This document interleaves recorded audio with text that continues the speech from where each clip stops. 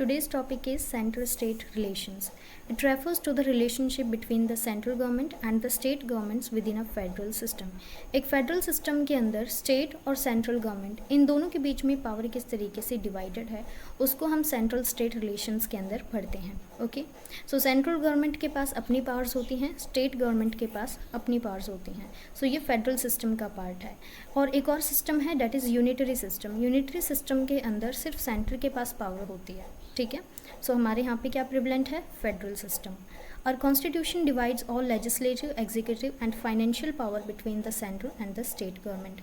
हमारे कॉन्स्टिट्यूशन के अंदर लेजिस्लेटिव, एग्जीक्यूटिव और फाइनेंशियल पावर्स को स्टेट और सेंटर के अंदर डिवाइड किया गया है.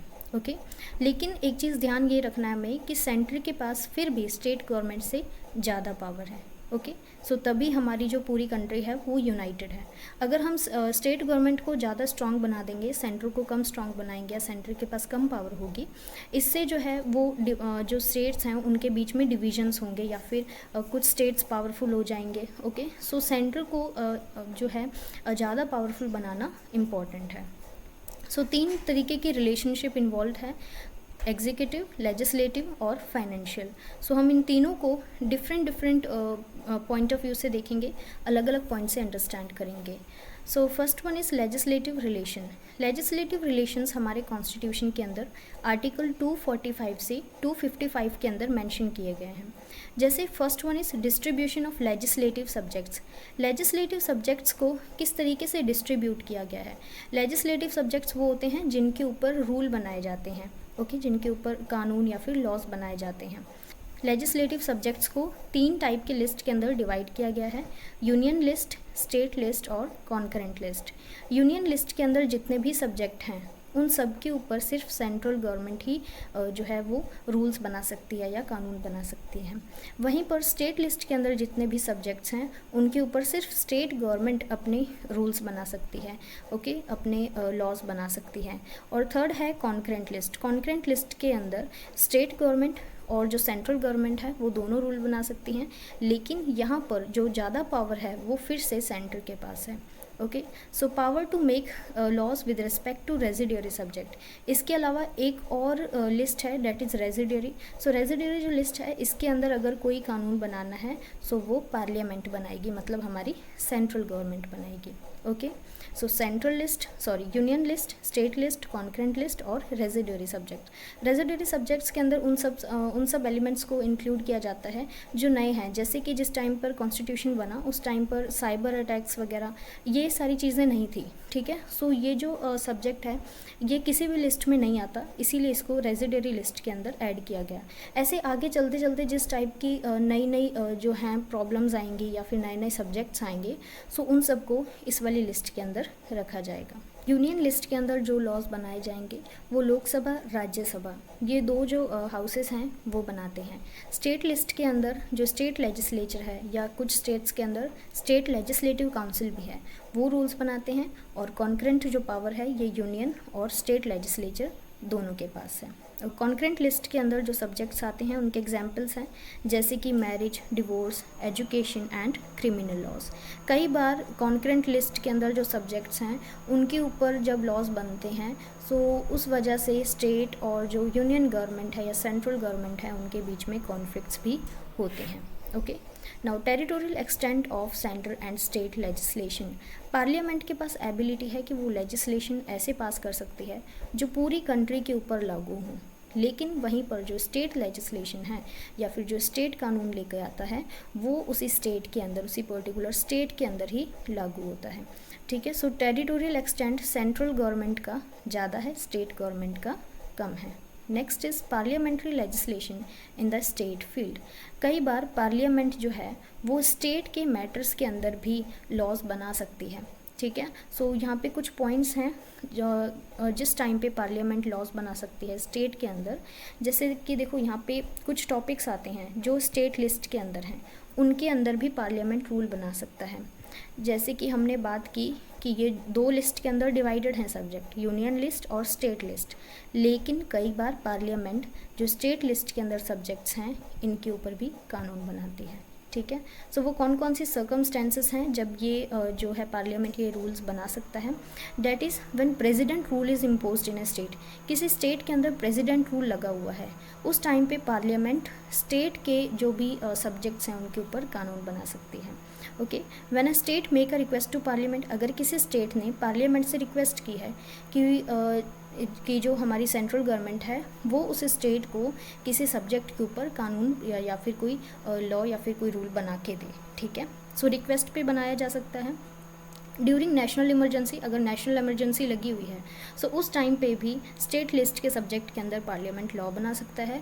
और नेक्स्ट है टू इम्प्लीमेंट इंटरनेशनल एग्रीमेंट। देखो इंटरनेशनल एग्रीमेंट्स, ट्रीटीज़, इन सबको हमारी सेंट्रल गवर्नमेंट साइन करती है, ठीक है। अगर किसी इंटरनेशनल एग्रीमेंट के थ्रू कोई ऐसा डिसीजन लिया गया है जिससे किसी स्टेट के अंदर कोई पर्टिकुलर डेवलपमेंट करना है या कुछ सस्टेनेबल डेवलपमेंट से रिलेटेड कोई स्टेप लेना है, ये एक एग्जाम्पल है।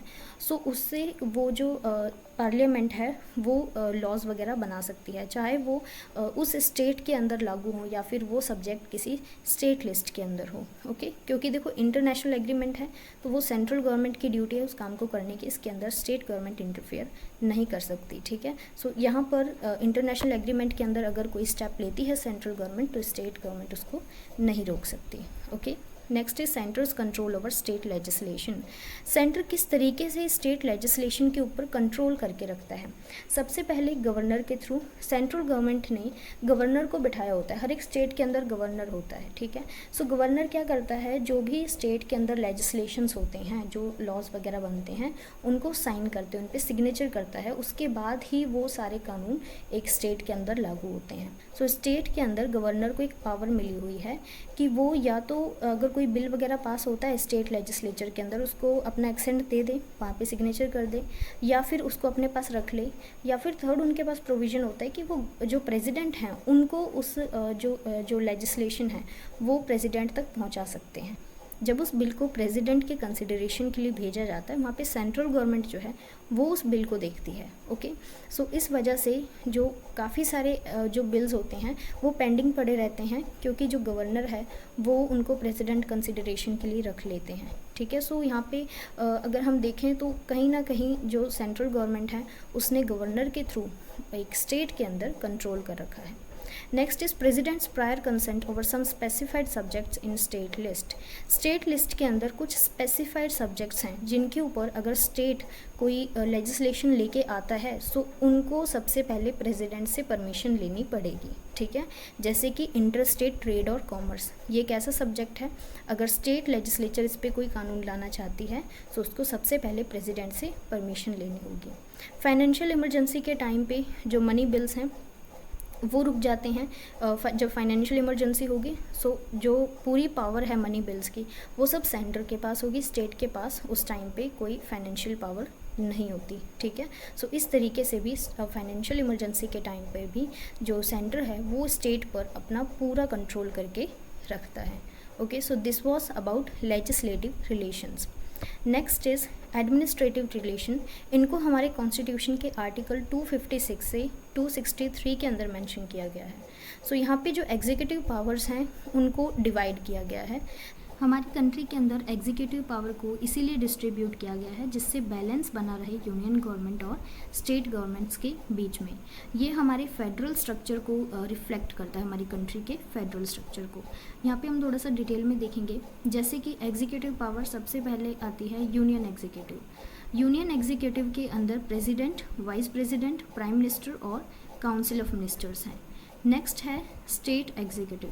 स्टेट एग्जीक्यूटिव के अंदर जो हेड होता है स्टेट का दैट इज़ गवर्नर। गवर्नर को हेड ऑफ द स्टेट कहते हैं और हेड ऑफ द यूनियन जो हैं दैट इज़ हमारे प्रेसिडेंट। ओके, सो स्टेट गवर्नमेंट के अंदर स्टेट एग्जीक्यूटिव के अंदर हमारे गवर्नर आते हैं। गवर्नर के बाद चीफ मिनिस्टर, सीएम जिनको बोलते हैं, और काउंसिल ऑफ मिनिस्टर्स, ठीक है।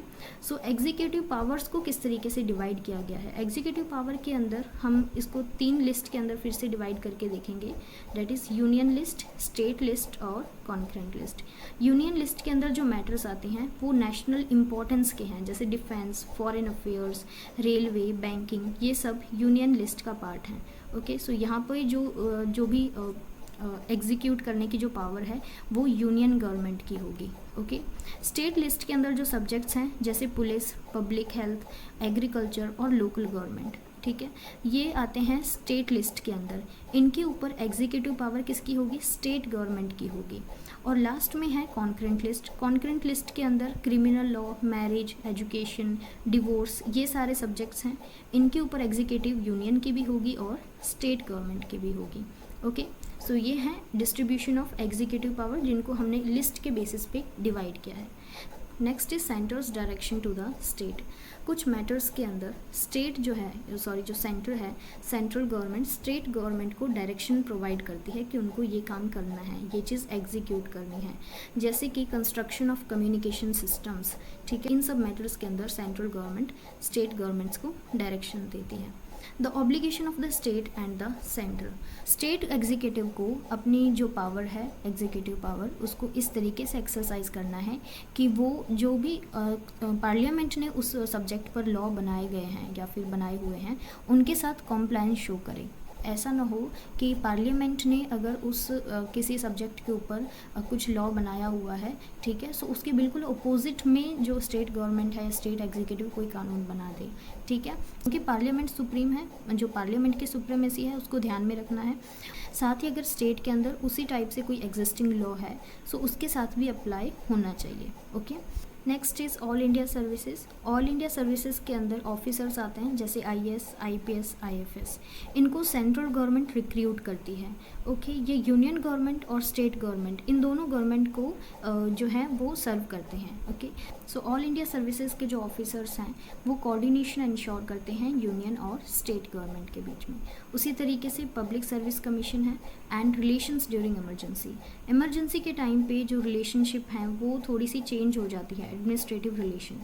देखो, जब इमरजेंसी लगती है तो यूनियन गवर्नमेंट के पास ज़्यादा पावर होती है स्टेट एडमिनिस्ट्रेशन की, ठीक है, और जो प्रेसिडेंट है वो इशू करते हैं डायरेक्शन स्टेट को, कि जो प्रेसिडेंट है वो इशूज़ करते हैं डायरेक्शन कि किस तरीके से स्टेट को काम करना है। ओके, सो ये तो हो गया नेशनल इमरजेंसी के टाइम पे। नेक्स्ट जो है that is state emergency. State emergency के टाइम पे जो यूनियन गवर्नमेंट है वो स्टेट एडमिनिस्ट्रेशन का कंट्रोल अपने हाथों में लेती है, ठीक है। Next is financial emergency. Financial emergency के अंदर भी यूनियन गवर्नमेंट जो कंट्री की फाइनेंशियल स्टेबिलिटी है उसको मैनेज करने के लिए कुछ स्टेप्स लेती है और जो स्टेट्स हैं उनको डायरेक्शंस प्रोवाइड करती है फाइनेंशियल मैटर्स के ऊपर। ओके, इसके अलावा इंटर गवर्नमेंटल कोऑर्डिनेशन मैकेनिज्म्स बनाए गए हैं जैसे inter state councils. Inter state councils state और जो यूनियन गवर्नमेंट हैं इनके बीच में कोऑर्डिनेट करती हैं और कॉरपोरेशन को बनाकर रखती हैं, ठीक है। सो काफ़ी सारे मैटर्स पे स्टेट गवर्नमेंट और जो नेशनल गवर्नमेंट है, सेंट्रल गवर्नमेंट है, उनके बीच में डिस्प्यूट्स होते हैं। ओके, उसी तरीके से एनडीसी है, that is national development council. ये यूनियन गवर्नमेंट और स्टेट गवर्नमेंट इन दोनों को एक प्लेटफॉर्म प्रोवाइड करती है, ठीक है। एनडीसी ये है नेशनल डेवलपमेंट काउंसिल। इन दोनों को यूनियन और स्टेट गवर्नमेंट को एक प्लेटफॉर्म प्रोवाइड करती है जिससे इकोनॉमिक और सोशल डेवलपमेंट के जो प्लान्स हैं उनको डिस्कस किया जाता है। इसके अलावा है that is zonal councils. Zonal councils को भी बनाया गया किसी भी रीजन के स्पेसिफिक इशू को एड्रेस करने के लिए और स्टेट्स के बीच में कोऑपरेशन को मेंटेन करने के लिए। ओके, अब हम देखते हैं स्टेट और सेंटर के बीच में फाइनेंशियल रिलेशंस कैसे हैं। फाइनेंशियल रिलेशंस को आर्टिकल 268 से लेके 293 के अंदर मेंशन किया गया है। Allocation of taxing power in articles के अंदर मेंशन है कि जो टैक्स जो है कलेक्ट करने की पावर किसके पास है या फिर किन सब्जेक्ट्स के अंदर जो है स्टेट गवर्नमेंट टैक्स कलेक्ट करेगी और किन के अंदर यूनियन गवर्नमेंट टैक्स को कलेक्ट करेगी। ओके, और नेक्स्ट है constitutional restriction on state taxation power. Constitution ने स्टेट को टैक्स जो स्टेट की टैक्सेशन पावर है, टैक्स लगाने की पावर है, उसके ऊपर कॉन्स्टिट्यूशन ने कुछ रेस्ट्रिक्शंस लगा रखी हैं, ठीक है। Distribution of tax and non tax revenues, जो टैक्स और नॉन टैक्स रेवेन्यू है उनको किस तरीके से डिस्ट्रीब्यूट करना है, किस तरीके से यूज़ करना है, उनके ऊपर भी हमारे कॉन्स्टिट्यूशन के अंदर प्रोविजंस दिए गए हैं। Grant in aid to the state, जो ग्रांट इन एड है ये प्रोवाइड करती है सेंट्रल गवर्नमेंट स्टेट गवर्नमेंट को। सो सेंट्रल गवर्नमेंट एक स्टेट को कितना ग्रांट इन एड मतलब कितना पैसा प्रोवाइड करती है डेवलपमेंट के लिए, वो सब भी स्टेट टू स्टेट वेरी करता है। ओके, सो ये हो गए financial relations. Financial emergency article 360, article 360 के अंदर फाइनेंशियल इमरजेंसी को रखा गया है। ये अलाउ करती है यूनियन गवर्नमेंट को कि वो स्टेट के फाइनेंशियल रिसोर्सेज के ऊपर अपना पूरा कंट्रोल कर ले, क्योंकि फाइनेंशियल इमरजेंसी उस टाइम पे लगती है जब कंट्री के अंदर फाइनेंशियल क्राइसिस आते हैं। अगर कंट्री के अंदर फाइनेंशियल क्राइसिस आएंगे तो उसको कौन डील करेगी? यूनियन गवर्नमेंट डील करेगी, और स्टेट जो है उनके ऊपर फाइनेंशियली कंट्रोल करके। ओके, सो फाइनेंस कमीशन भी हमने देख लिया। उसके अलावा जो हमने टैक्सेशन की पावर की बात की थी, सो यहाँ पर भी जो टैक्स लगाने की पावर है वो यूनियन टैक्सेस हैं, कुछ स्टेट टैक्सेस हैं और कुछ जो हैं वो कॉन्करेंट। ठीक है, सो यूनियन टैक्सेस की अगर हम बात करें, इसके अंदर आते हैं corporate tax, income tax, custom duties, ये सब कलेक्ट करती है यूनियन गवर्नमेंट। और स्टेट गवर्नमेंट के अंदर आता है state GST, stamp duty, land revenue, ये सब स्टेट गवर्नमेंट इन सब से टैक्स कलेक्ट करती है। ओके, सो जीएसटी जो है ये कॉम्प्रिहेंसिव इनडायरेक्ट टैक्स है। जो जीएसटी है वो गुड्स और सर्विसेज की सप्लाई के ऊपर लगता है। सो ये दोनों ही स्टेट यूनियन और स्टेट जीएसटी काउंसिल के अंदर जॉइंटली काम करती हैं। ओके, इसके अलावा हमने ग्रांट इन नीड की बात की।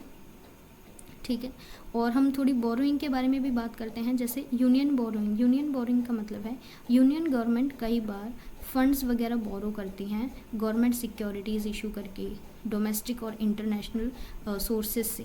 ठीक है, उनसे लोन्स लेती हैं, जैसे कि बोरोइंग्स फ्रॉम आरबीआई से कुछ पैसा बोरो करना।